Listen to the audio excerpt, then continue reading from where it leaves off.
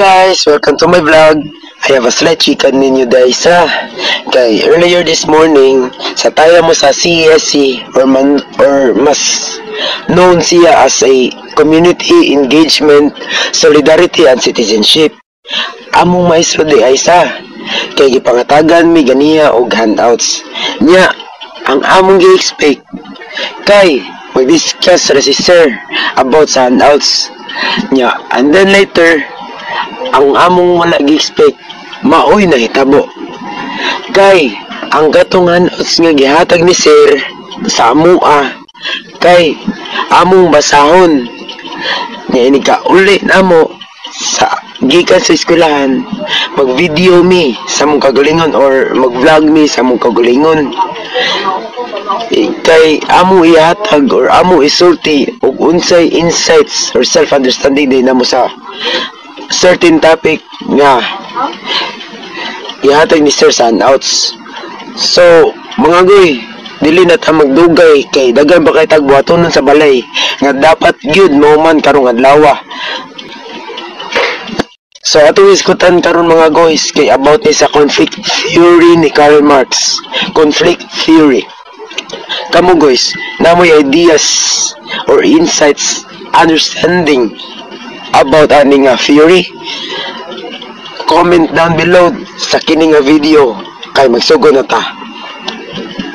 Ang conflict theory di ay kay usa siya ka socio-logical perspective nga mitanaw sa society as a system nga gi-characterize sa pamaagi sa power dynamics ug ang inevitable presence sa panagbangi or conflict.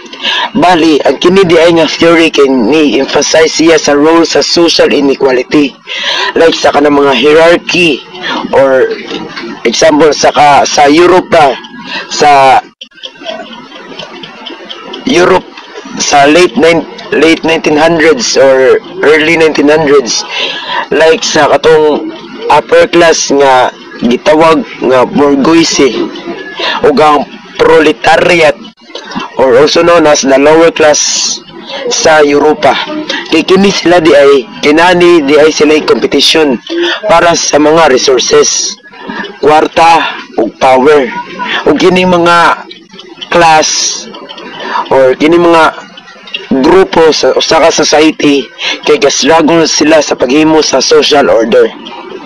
Ang competition para sa limitadong resources kay nakita sa driving force sa luyo sa social conflict.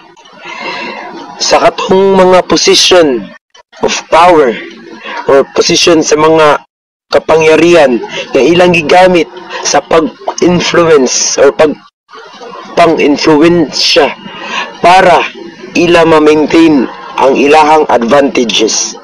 Samantala, on the other hand, ang katong mga fewer resources or let's just say katong mga lower class or mga proletariat sa Europa pa kay naningkamot gud sila nga makuha nila ang greater access sa ilang societal benefits.